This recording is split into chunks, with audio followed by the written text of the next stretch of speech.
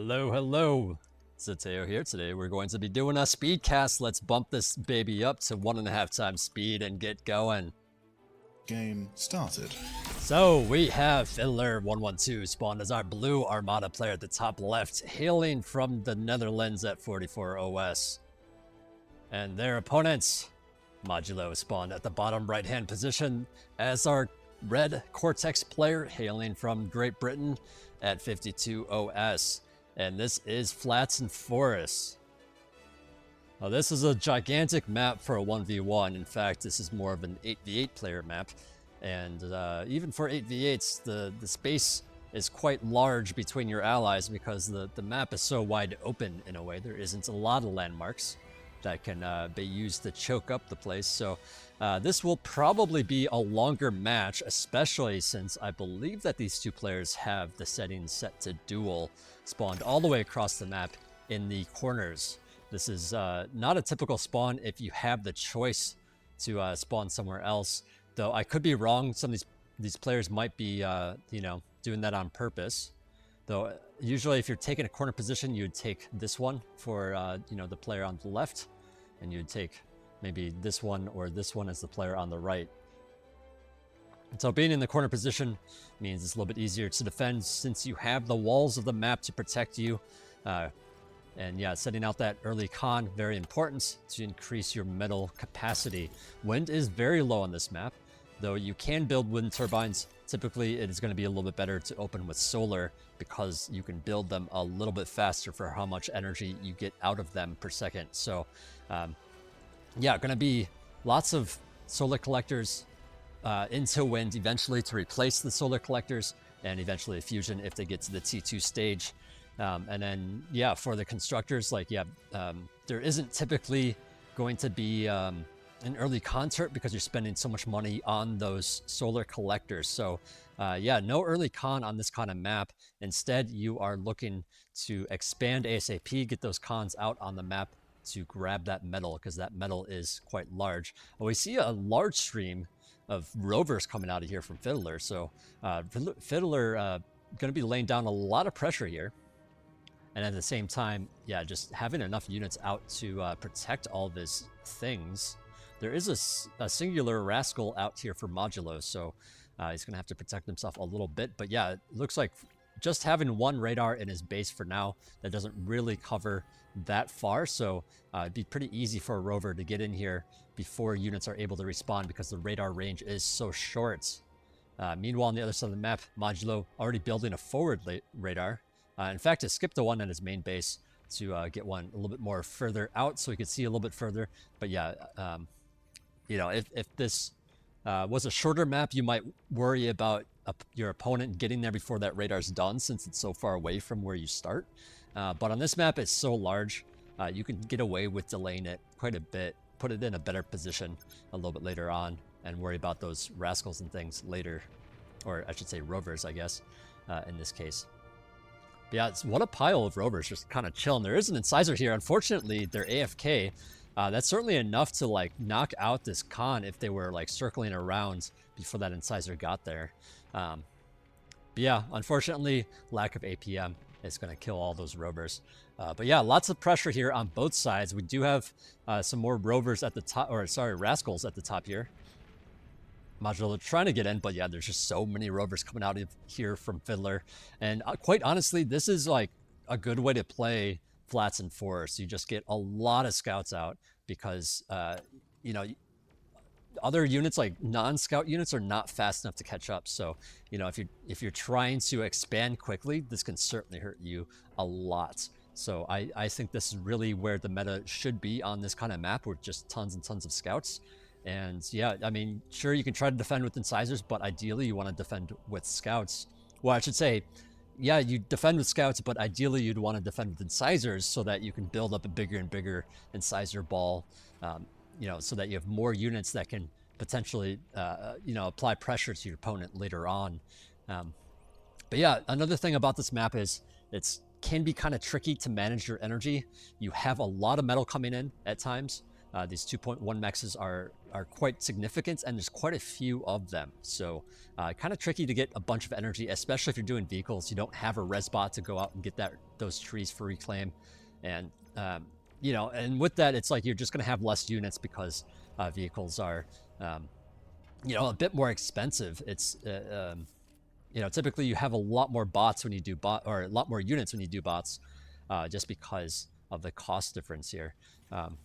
And yeah, look at all these rovers. I mean, rovers are so cheap, you can kind of have a lot of them anyways.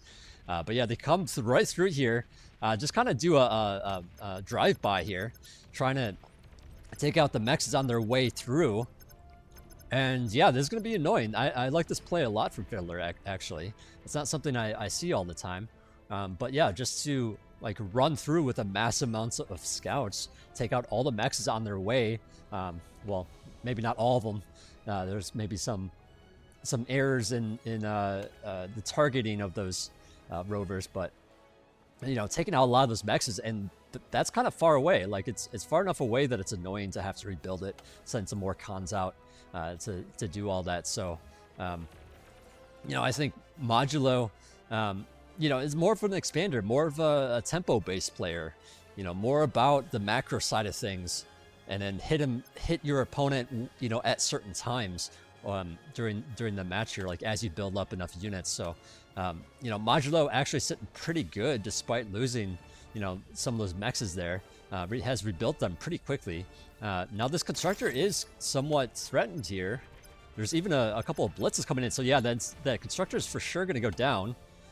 Just not enough units to like get there in time. Like, you know, it's kind of like the defender needs to have more units because it takes time for them to accelerate up to speed to like catch up to things. And so you kind of just need them to be where they need to be. And if they're not there, then the attacker can just kind of get through. And so it becomes really difficult to defend at times. But yeah, most of these rovers picked off at this point. There's a little bit of engagement on the other side. Actually, a little more than a little bit. Quite a few incisors getting picked off there. I apologize for missing that, but yeah, the game goes on. We are at 1.5 times speed, so it is kind of difficult to catch everything. You know what? Let's look at the big picture here. Transition-wise, okay, so we have 2 vehicle labs here. Looks like Modulo might be switching into air, building a little bit more build power first, and probably going to reclaim at least one of these labs to get that air lab. Now this is an odd, I mean, it's nice to have air on this map, especially air cons, because they can get to these mexes and, you know, put some mexes on there really quickly. But at the same time, it's hard to get the energy to afford that. So Modulo, you know, no, looking like he might just be building it as is without reclaiming any of his labs. But either way, like his energy is going to shoot down once that's finished and he starts production. Meanwhile, Fiddler here going straight to T2, saying, hey, let's not delay the T2. Let's go straight into it. You know, I think I have enough for defense at the moment. And, you know, given that Modulo is building that air lab, I think he is going to be pretty okay for now. Both players just kind of sitting mostly defensive, with Modulo, you know, trying to get a few units in. He actually sees the T2 lab, by the way. I believe that the rover or Rascal, yeah, Rascal is picked off like around here, which I believe is good enough to see that T2 lab. So he knows what's going on. He's got some shurikens coming out, and yeah, actually it's just mostly Rascals here to defend. So this might be a tricky thing. Now his opponent Fiddler has switched into pawns here, so I don't know. The pawns feel like an odd choice to me. I mean, they are nice to like have a cheaper form of the same amount of DPS. Like blitzes and pawns have the same exact weapon, so you know, being able to do some extra damage, but they aren't that tanky. So you know, it's kind of hard to get in there if you don't have enough tanks to back them up. But they can certainly throw down a lot more DPS for their cost by mixing them in like that. But yeah, okay, so the T2 transition, pretty well on its way. Going to be getting that T2 constructor out pretty soon. Even has an air lab to get some air cons out to help build some stuff, primarily at the base, it looks like for now. There's a bit of engagement here, I apologize. But yeah, just trying to like be aware of all the things going on. We do have quite a few shurikens and some incisors moving forward now, and a lot of rascals. So yeah, I think, you know, Modulo sitting with a pretty healthy army value at this point, and I'm sitting here wondering, like, okay, is Fiddler's plan just like, you know, you kind of your opponent has seen the T2, so like, does that mean they just go T2, or does that mean they go aggression? And you know, a lot of time I see other people match the T2 and just, you know, work up the T2 from behind and then try to be aggressive with the units that they have. But let's see, what is Modulo doing? No T2 lab from Modulo. So yeah, just going to be applying the pressure. And I think this is a really smart move personally. This is something that I've been kind of harping at for a while. Is like, I see a lot of players just match the T2 and they don't think about like, okay, I can maybe just apply a lot of pressure and they can have a tough time dealing with it because they're not going to have enough units out. But at the same time, this is kind of a strange map for that, especially in these positions because the distance to your opponent is so far. So I'm not sure if he's going to be able to find that much damage. And at the same time, this is after the, you know, building something like an air lab, like spending all this money, even going into bombers, you know, so there's a lot of money that's not in the ground forces. So his ground forces can't really do that much, but at the same time, going to be able to build some bombers and maybe delay or maybe take out a fusion from Fiddler here. So we'll have to just wait and see how that pans out. But for now, both players just kind of chilling for the most part. I mean, Modulo does have a raiding force here. But yeah, I mean, there's plenty of units. Well, I shouldn't say plenty. There is quite a few units here to defend, but most of them are in the back here. The pawns just now catching up, but they're a little bit slower than the incisors. So I'm not sure if they're going to be able to actually catch up here. And the incisors, you know, looking to go straight for the main base, looking to go straight for the wind turbine. So this is going to be a nice bit of damage here. And then if he follows it up with those bombers, you can certainly do a lot of damage to the fusion as well and just stall the energy of Fiddler. But yeah, I mean, a lot of these wind turbines are going down. There's no spacing on these wind turbines, by the way, so they are just kind of collapsing here, chain reacting with each other. And these incisors just finally getting eaten up by those nanos there. But yeah, blitzes, meanwhile, on the other side of the map, trying to return the favor. They're apparently going to run into the commander, though. And I think Modulo is going to be sitting pretty okay with this. And I wonder, yeah, is Fiddler going to still go maybe below the commander? It looks like he hesitated for a moment, but yeah, moving those blitzes down through the very bottom of the map now. Still no transition, by the way, from Modulo. It's still working off of the T1 stuffs. And you know, quite honestly, like, I'm not sure if you can delay it that much. I mean, honestly, I think you can delay it that much. Now that I'm really thinking about it, but you need to control the map if you're going to do this. You need to be able to just have a lot more territory because you need to offset the fact that they have T2 mexes. Personally, I think in these positions, because it's so far away, the play might have been instead to just get a T2 lab, get your constructor out, start upgrading mexes, reclaim the T2 lab, and build your T1 structures back. And then just start working, you know, working with T2 economy or building up your T2 economy while massing large amounts of T1 units. And that way you can apply pressure to all these different angles, all these different places, and make it very difficult for a player that's only on T2, you know, not building T1 units, to deal with all the different pressure points. Okay, so Modulo just now going into that T2 lab. You know, does have some air cons out, by the way, just grabbing those mexes. Same thing on the other side, Fiddler doing the same thing with the air cons. This is it's just a smart play to do. Easy way to get a bunch of mexes. You don't have to wait for the cons to like walk all the way the heck over there. You can just like build it real quick. They just fly over everything. And yeah, there's actually quite a few there's a lot of wrecks here actually from battles from the past, and these Resbots just eating the trees. He doesn't quite need the energy at the moment, so maybe you should be perhaps resurrecting some units right now, or turning them into metal, turning them into strong T2 units. But for now, apparently just AFK. Nope, now he's reclaiming. Okay, so he's caught wind of what was going on with that. Just a little bit of APM stall or forgetfulness. Excuse me. But yeah, lots of medium tanks out here for Modulo. And, you know, there's plenty of Jaguars out to help deal with this, but at the same time, this is a lot of medium tanks. Like, the Jaguars aren't that cost efficient. Like, they can be nice. They have a bit of extra range. Well, actually, I think the range is about the same as a medium tank. I was thinking more in terms of Yeah, it's about the same. You need to take a little bit larger. I was actually thinking about the Blitz range or the Incisor range being a little bit shorter than the Jaguar. But yeah, lots of pressure coming out here from Modulo. And this is really just it. It's like Fiddler now like kind of still backed up in this corner because he made that move into T2, and this has allowed Modulo to just take the map. Look at how big he's grown. He's gotten the very center of the map even. All those are exploiters, and his commander and Khans have taken a lot of this and a lot of this as well. So just lots of mexes for Modulo, not that many for Fiddler. Now Fiddler, of course, does have those T2 mexes upgraded sooner, but Modulo is still in the lead with income, despite all that. So,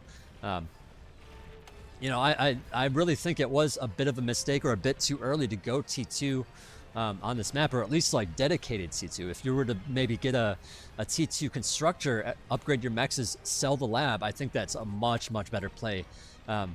And really, this is just something I harp on a lot, that you know, once you go T2 and you're committing the T2 units, you're paying a lot more for those units, which means you can't have as many outs, which means, like, you know, large numbers of T1 units can either roll over those T2 units or, you know, be in places that the T2 units can't be, which makes it so that, you know, the player that went T2 just is going to have a lot less territory. And I see this time and time again. I see this like almost every game. So if you guys are watching, you know, be careful when you go T2. You got to assess the situation. When is it safe? And I don't mean like, oh, you know, is it safe, or are you going to be safe until your lab is done? I mean, are you going to be safe to go for these powerful units and give up a lot of potential territory?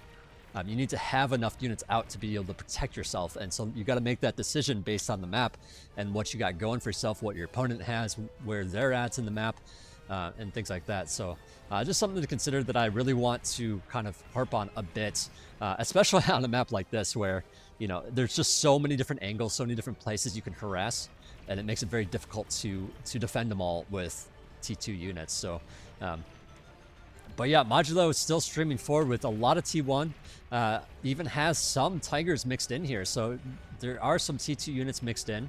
Never really did that bombing run. He still just has these bombers chilling back here. I mean, I think maybe he was like deciding to wait, you know, considering that his, you know, that he already took out a lot of wind turbines from his opponents. Or maybe he's just trying to handicap himself. Maybe he's really confident and knows that he's won the game and just like, oh, I'm not gonna care about these bombers anymore. They're just dead weight now.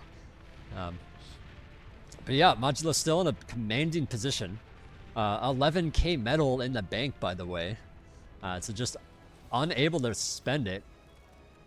And actually, I mean, it's kind of difficult to spend it in the corner because you can't. It's not like you can build concerts off the side of the map down here. So, you know, you're kind of limiting yourself by putting your lab so close to the you know, the corner of the map.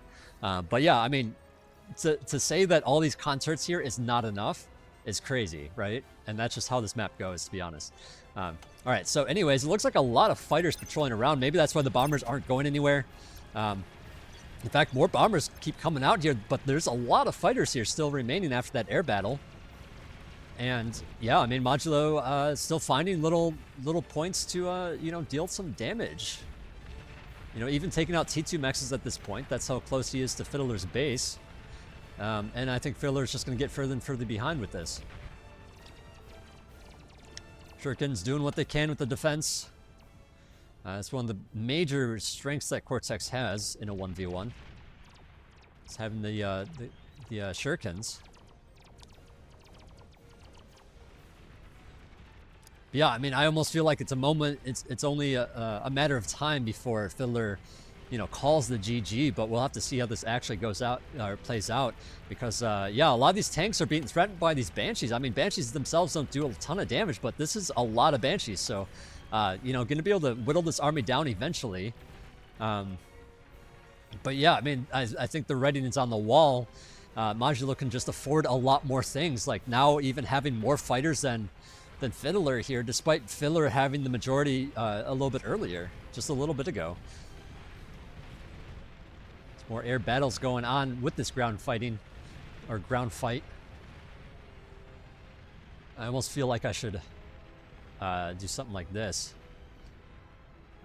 first person mode. I don't know. It's just something on maybe toying with a little bit right now, but maybe something I should have put on earlier, or maybe I should use more often. But just to see these battles in a little bit of a different light.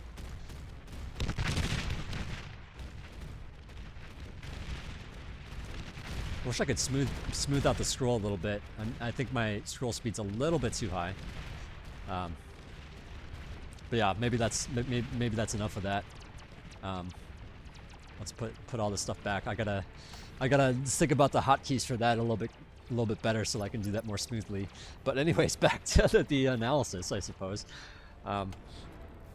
Yeah, I mean, I don't know what else to say, really. There's so much going on for Modulo, not as much going on for Fiddler, but let's actually take a look at the bases so I don't make assumptions here. We do have a T2 air lab for Modulo, as well as the T2 ground lab. And yeah, I mean, with 300 income, you can certainly afford it. Fiddler, meanwhile, has actually like reduced himself down to getting converters for his metal production, his aphis and converter stack here. And this just looks more like it's an 8v8 game now all of a sudden, with all these aphises and all these converters. And I mean, has worked out quite a bit of metal income with that. So I mean, it's not like he's that far behind. I mean, he's like down like 100 metal per second, which is, I mean, that's huge, to be perfectly honest. But I don't know. I mean, Modulo probably doesn't think that Fiddler has several aphises at this point. I mean, who's going to make that assumption? But yeah, I mean, as long if Modulo sits back too long, like I see players do this too quite often, is they'll look at the match and say like, oh, it's over, I already won, and they'll just kind of relax and just like win under their own terms. Like maybe they decide like, oh, I'm just gonna go for T3, I'm gonna work up some more economy, go T3 instead of ending the game. And little do they know that their opponent's actually ahead in some way that they didn't consider. And in this case, it would be the aphis farming or aphis gaming. But yeah, there's enough metal on the map in this case that it's like there's no way that Fiddler will ever actually catch up. Assuming that Modulo is not rebuilding, but building those T2 mexes, or I should say upgrading those T2 mexes. Because there's a lot more T1 mexes to be upgraded on his side of the pond here, or not pond, but his side of the map or whatever. Or I guess his 3/4 of the map, I should say. That'd be more clear, more correct. Okay, so there's the GG from Fiddler, and Modulo takes the win. But yeah, what a game. I really think it just came down to going for T2 a little bit too early there.